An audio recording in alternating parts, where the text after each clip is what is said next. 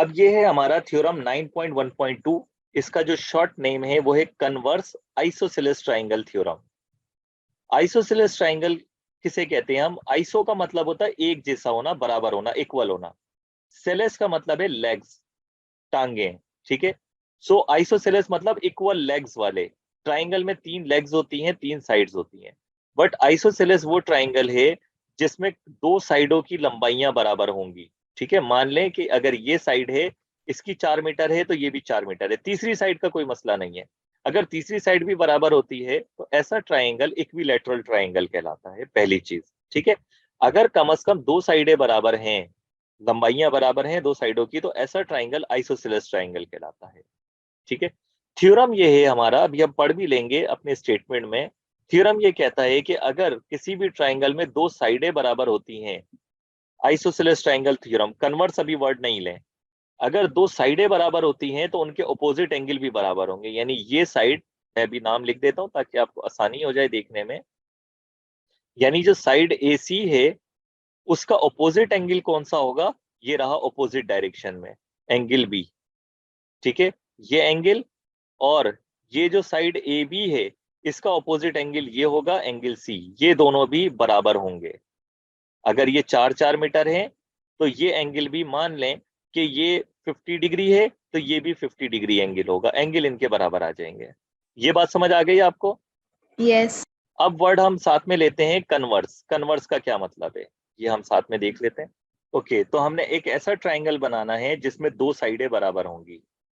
तो ये हमने ट्राइंगल बना लिया जिसमें कम से कम 2 साइडें बराबर हैं। अब ये है converse isosceles triangle theorem. Converse है, हमने क्या देखा कि आइसोसेलेस ट्राइंगल थ्योरम वो होता है जिसमें साइडें बराबर होंगी तो ऑपोजिट एंगल भी इनके बराबर होंगे। बट कन्वर्स का मतलब उल्टा है। यहां हम साइडें लेकर चले थे बराबर और एंगल बराबर साबित किया है आइसोसेलेस ट्राइंगल में। अगर हम एंगल लेकर चलें और साइडें बराबर साबित कर दें तो ये उसका उल्टा हो जाएगा, कन्वर्स हो जाएगा। क्या ये बात पहचान पा रहे हैं? ये तो मुश्किल नहीं होगी आपके लिए लफ्ज। नो। ठीक है, आई रिपीट के सर आइसो, दोबारा, जी बेटे। सर चाहिए दोबारा रिपीट कर दो। हाँ, सो आई रिपीट कि अगर साइडों की लंबाइयां बराबर हों, 2 साइडों की लंबाइयां बराबर हों और एंगल बराबर साबित करने हों कि बराबर होंगे, तो ऐसा थ्योरम आइसोसेलेस ट्राइंगल थ्योरम कहलाता है, क्योंकि ये आइसोसेलेस ट्राइंगल है। साइडों की लंबाइयों की वजह से एंगल बराबर साबित करना। साइडें ली और एंगल साबित किए। गिवन में साइड थी, साबित में एंगल बराबर करने थे। ठीक है, अगर कन्वर्स की बात करता हूं उल्टा, तो रिवर्स चलना पड़ेगा आपको। एंगल गिवन में होंगे कि एंगल बी और एंगल सी बराबर लेके चलो और साइडें बराबर साबित कर दो। ये अब बात समझ आती है? उल्टा लेके चल रहे हैं हम। सो थ्योरम का स्टेटमेंट ये है कि if 2 angles of a triangle are congruent, अगर 2 एंगल आ ट्राइंगल, एक ट्राइंगल के, आर कॉन्ग्रुएंट, अगर कोई से भी 2 एंगल किसी भी ट्राइंगल में कॉन्ग्रुएंट हैं, बराबर हैं, then the side opposite to them, जो उनकी अपोजिट साइड होगी, आर ऑल्सो कॉन्ग्रुएंट, वो भी बराबर होगी। एक ट्राइंगल है ये, इस ट्राइंगल में अगर कोई से भी 2 एंगल बराबर होते हैं तो उन 2 एंगल की जो अपोजिट साइड्स होंगी वो भी कॉन्ग्रुएंट होंगी। ये हमें, हमारा थ्योरम है, ये हमने साबित करना है। ठीक है, मान लें मैंने अपनी डायग्राम में एंगल बी और एंगल सी बराबर ले लिए, जैसे अभी आपको 50-50 डिग्री नजर आ रहा है। ठीक है, आप कोई से भी 2 एंगल ले सकते थे, मैं यहाँ से एंगल चेंज करके आपको दिखाता हूँ। ठीक है, ये 52 डिग्री अगर ये है तो ये 52 डिग्री हो गया। इसी तरह से आप कोई सा भी एंगल ले लें। सो एंगल बराबर हैं, एंगल हमें कह रहा है बराबर लेकर चलें। अगर 2 एंगल बराबर हैं तो इन की जो अपोजिट साइड्स हैं वो भी बराबर होंगी। ये आपने साबित करना है। मुझे ये बताएं पहले, एंगल बी की अपोजिट साइड कौन सी होगी? AC। ए सी। तो एंगल बी की अपोजिट साइड ए सी है, ये एक साइड में हो गई। दूसरे एंगल सी की अपोजिट साइड कौन सी है? A B. यकीनन आपको बात समझ आ गई, यानी ए बी और ए सी की लंबाई बराबर होगी। अगर एंगल बराबर होंगे तो उनकी अपोजिट साइड्स की लंबाइयां बराबर होंगी, ये हमने साबित करना है। सो हमारे हर थ्योरम के स्टेटमेंट में 2 पार्ट होते हैं, ये हमने सीखा है। पहली चीज गिवन के हेडिंग में आती है जो आपको कहता है ये लेकर चलो, और दूसरी चीज साबित करनी होती है, उसको हम टू प्रूव दैट की हेडिंग में डालते हैं। So if two angles of a triangle are congruent, ये हमें गिवन में दे रहा है कि एक ट्राइंगल में दो एंगल कॉन्ग्रुएंट हैं, तो फौरन से आपने एक ट्राइंगल बनाया, उसको आपने नाम दे दिया अपनी मर्जी से, मैंने ABC नाम दे दिया है बुक के एतबार से, और उसमें दो एंगल मैंने कॉन्ग्रुएंट बना दिए। आप A और C भी ले सकते थे, आप A और B भी ले सकते थे, और आप B और C भी ले सकते थे। तो मैंने एंगल कौन से बराबर लिए हैं? B और C।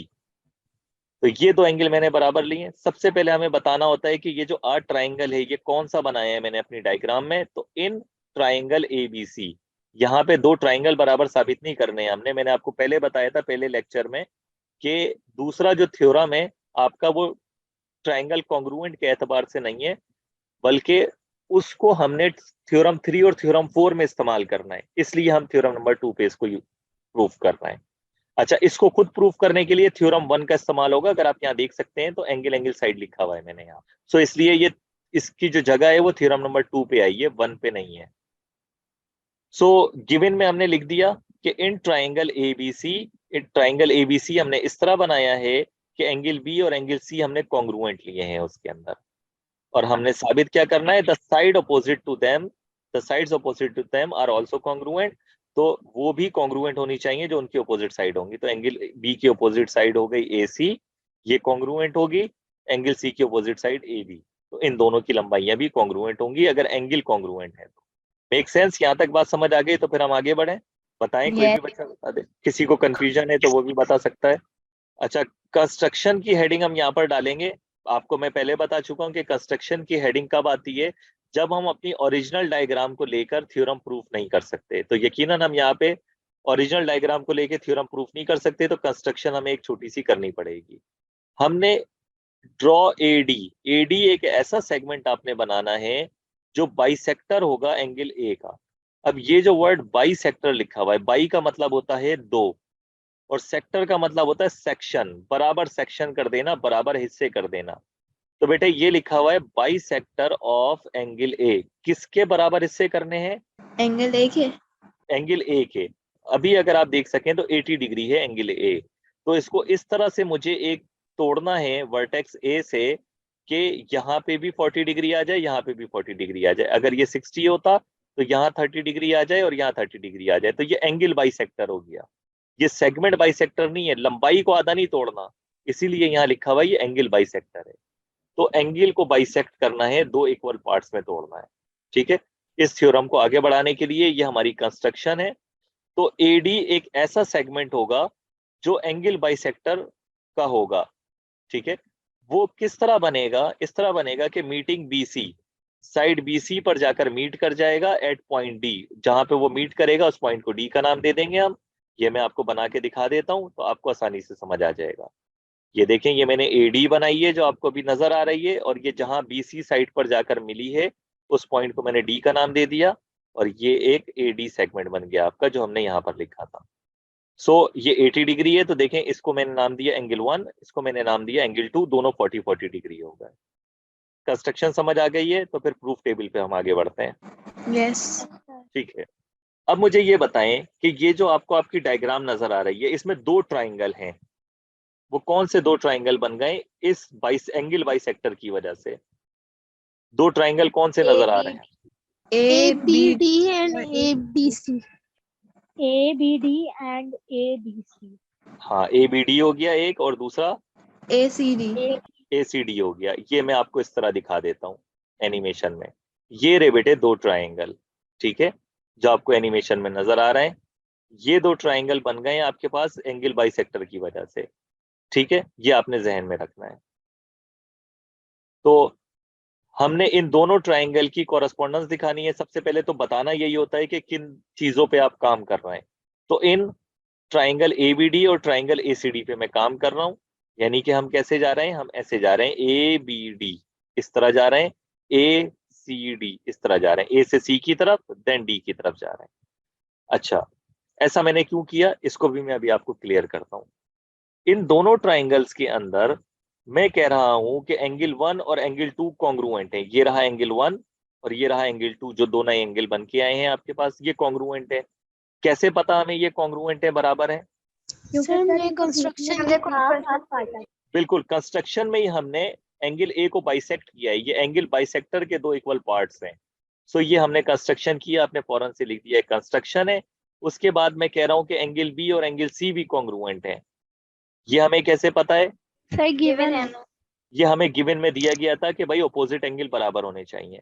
अब मुझे तीसरी साइड बताएं कि कौन सी है। वैसे थ्योरम में लिखा हुआ ही है, एक साइड भी मुझे चाहिए बराबर, एडी। एडी। दोनों ट्राइंगल में जो साइड एडी है वो कॉमन है, इस ट्राइंगल में भी और इस ट्राइंगल में भी ये कॉमन साइड है एडी, दोनों के लिए बराबर है। तो हर चीज अपने बराबर होती ही होती है, तो एडी बराबर है एडी के, तो ये कॉमन है। अब मुझे बताएं कि किसी भी दो ट्राइंगल में अगर दो एंगल और एक साइड अगर बराबर होती है, थ्योरम 1 में अभी हमने प्रूव किया है एंगल एंगल साइड, तो क्या दोनों ट्राइंगल बराबर नहीं होते? होते हैं सर, ठीक है। बराबर होते so it means angle angle side की वजह से ये दोनों ट्राइंगल जो आपने कॉरेस्पॉन्डेंस में लिए थे ये दोनों बराबर हैं, तो ये कॉन्ग्रुएंट आ गए। यहाँ पे आपने रीजन में लिख दिया एंगल एंगल साइड। ओके, अब अगर दो ट्राइंगल बराबर हैं तो इनकी जो बाकी तीन चीजें रह जाती हैं, दो एंगल और एक साइड तो हो गई ना, एक एंगल और दो साइड बाकी रह गए, वो भी बराबर होंगे। उनमें से मेरे लिए एक ही सिर्फ और सिर्फ काम की चीज है जो मुझसे पूछा गया था टू प्रूव में, कि ए बी और ए सी ये कॉरेस्पॉन्डिंग साइड्स क्या बराबर नहीं होंगी? दोनों ट्राइंगल अगर ये बराबर हैं तो इनकी कॉरेस्पॉन्डिंग साइड कौन सी बनती है? ए बी की कॉरेस्पॉन्डिंग साइड ए सी बनेगी। यहाँ देखें, ये रहा ए बी, ये रहा ए सी, ये बराबर होंगी या नहीं होंगी बताएं? होंगी सर। बराबर होंगे सर। तो ये दोनों भी बराबर होंगी by CPCT, corresponding parts of congruent triangle are congruent. और साबित यही करना था कि ये ऐसा ट्राइंगल है जिसमें दो एंगल अगर बराबर हैं तो इनकी अपोजिट साइड्स लंबाइयों के एतबार से बराबर होगी, ये साबित हो गया। यही हमने यहाँ पर प्रूव करना था। कोई कंफ्यूजन है इस थ्योरम में? No sir. ठीक है, बाकी बच्चे भी बताएंगे, फिर कुछ अहम चीजें इसमें मैंने आपको बतानी है। No sir. अच्छा, अब बताने का मकसद यहाँ पर कुछ अहम चीजें ये है कि देखो बेटे, पहले लेफ्ट साइड पे मैंने जब कॉरेस्पॉन्डेंस दिखाते हुए लिखा था, वो मैंने लिखा था ट्राइंगल ए बी डी, यानी मैं कैसे गया था, ए से बी पे गया था, देन डी पे गया था। ठीक है, ये मेरी ओरिएंटेशन थी। अब मुझे ये बताएं कि कुछ चीजों का तो मुझे पता ही पता था ना, जैसे बी और सी बराबर हैं, एंगल 1 और एंगल 2 बराबर हैं। ठीक है, अब जरा पहले ट्राइंगल में आप देखें, ए से बी पे जा रहा हूं, तो गिवन चीजों में एंगल 1 के बाद एंगल बी आ रहा है। ठीक है, तो दूसरे ट्राइंगल की जब मैं कॉरेस्पॉन्डेंस दिखा रहा हूँ, यहाँ पे ए बी दिखा रहा हूँ, तो दूसरे ट्राइंगल में किस तरह जाऊंगा? मैं ऐसे जाऊंगा, ए डी बी इसको नाम दूंगा। नो। No sir. ठीक है, ए डी सी इसको हम नाम नहीं देंगे। उसकी वजह क्या है? क्योंकि कुछ चीजें कॉरेस्पॉन्डेंस दिखाते हुए आपको पहले से पता होती हैं। जैसे कुछ चीजें मुझे क्या पता है कि एंगल 1 2 के बराबर है, एंगल बी सी के बराबर है। ठीक है, अगर मैं एंगल 1 से पहले ट्राइंगल में एंगल बी की तरफ जा रहा हूं, तो यहाँ भी 1 क्योंकि 2 के बराबर था तो 1 2 से स्टार्ट करना है। फिर मैं बी पे गया हूं तो बी सी के बराबर था, तो मुझे 1 2 से सी पे पहुंचना है। इसको ऐसे लेके चलेंगे ओरिएंटेशन में, और इसको ऐसे लेके चलेंगे ओरिएंटेशन में। कभी आपने यहाँ पर गलती नहीं करनी। ये लिखने का खूबसूरत तरीका नहीं है कि आप यहाँ पर लिखें ए बी डी, यहाँ लिखें ए बी डी, और दूसरे ट्राइंगल की कॉरेस्पॉन्डेंस दिखा दें ए डी सी से। बात समझ पा रहे हैं? इधर ए सी डी लिखने के बजाय आपने लिख दिया A D C. Make sense? ये बात समझ आती है? यस। ठीक है, तो कुछ चीजें आपको कॉरेस्पॉन्डेंस दिखाते हुए पता होती हैं। जब आप यहाँ से ए बी डी पे जा रहे हैं तो यहाँ से ए सी डी पे जाना पड़ेगा, क्योंकि मुझे पता है मैं एंगल 1 से एंगल बी की तरफ आगे बढ़ा हूँ, जो कि दूसरे ट्राइंगल के बराबर है 2 से सी की तरफ। जी बेटे। ये सर ने बताया था कि जो सेंटर का एंगल होता है वो हमेशा सेंटर में आता है। जैसे बी इधर सेंटर में है तो हम उसको सेंटर में ही लिखेंगे। इसको सेंटर में लिखेंगे? नहीं बेटा, नॉट नेसेसरी। मेरा नेक्स्ट क्वेश्चन आपसे यही था, अगर मैं लिखता हूं पहले ट्राइंगल में ए डी बी की कॉरेस्पॉन्डेंस से, तो अब मुझे बताएं दूसरे ट्राइंगल की कॉरेस्पॉन्डेंस किस तरह डिफाइन करूंगा मैं? ADC. A D C. It is also completely fine. ठीक है, ये भी बिल्कुल ठीक है, कोई फर्क नहीं पड़ता। मैं एंगल 1 से जो गिवन साइड है ए डी उसकी तरफ आगे बढ़ रहा हूं, तो इधर भी एंगल 2 से उसी की कॉरेस्पॉन्डिंग गिवन साइड की तरफ आगे बढ़ना पड़ेगा। तो इस तरह हम कॉरेस्पॉन्डेंस डिफाइन कर सकते हैं। बट आपने इस चीज का ध्यान रखना होता है, इससे खूबसूरती आती है आपके थ्योरम में, पढ़ने वाले को भी आसानी होती है, लिखने वाले को भी आसानी होती है। ओके, अब मुझे पता था मैं एंगल साइड लगाने जा रहा हूँ, ठीक है, जो मैंने यहाँ लिखा है मैं एंगल साइड लगाने जा रहा हूँ। अगर आप एंगल साइड लगाने जा रहे हैं, क्योंकि आप ऐसे चले हैं, तो पहले पहला एंगल, फिर दूसरा एंगल, और फिर साइड पड़ेगी, इसी तरह यहाँ एंगल साइड पड़ेगी आपको, ठीक है। तो लेफ्ट साइड पे जो आपने ट्राइंगल डिफाइन किया है वो ट्राइंगल ABD है, ये वाला ट्राइंगल है। तो कभी आपने इसको, क्या मैं, मुझे अलाउड है, मैं यहाँ एंगल 2 बराबर है एंगल 1 के, ये लिख सकता हूँ? लेफ्ट साइड पे एंगल 2 लिख दिया, राइट साइड पे एंगल 1 लिख दिया? नो नहीं, क्योंकि मैंने लेफ्ट साइड पे जो ट्राइंगल की कॉरेस्पॉन्डेंस डिफाइन की है, मैं बताना चाह रहा हूँ कि लेफ्ट साइड पे जितनी बातें होंगी वो ट्राइंगल ABD से मुतालिक होंगी, और राइट साइड पे जो भी बातें होंगी ट्राइंगल ACD से मुतालिक होंगी। ये भी बात समझ आती है? Yes Yes, sir. ठीक है, तो इन चीजों का आपने बस ध्यान रखना होता है। तो मेरे जहन में था कि नेक्स्ट के एंगल साइड में लगाने जा रहा हूँ, तो पहले एंगल, फिर देन एंगल, फिर साइड आएगी। अगर साइड एंगल लगाने चाहते हैं आप, तो पहले साइड लिखते, फिर एंगल लिखते। बट क्योंकि मैं A से B की तरफ गया हूँ, देन D की तरफ गया हूँ ना, तो ज्यादा और खूबसूरत ये है कि एंगल साइड लगाएं, ना कि आप साइड से स्टार्ट करें और यहाँ डिफाइन करते हुए तो ABD लिख दिया, इस ओरिएंटेशन में गए, बट नीचे बताते हुए आप किस ओरिएंटेशन में चले गए, पहले साइड, फिर एंगल, आप ऐसे चले गए। ये भी खूबसूरत तरीका नहीं है लिखने का। अच्छा, ये इतनी मुश्किल चीजें नहीं है, ये बहुत आसान है, आपकी प्रैक्टिस हो जाएगी, बहुत अच्छी प्रैक्टिस हो जाएगी।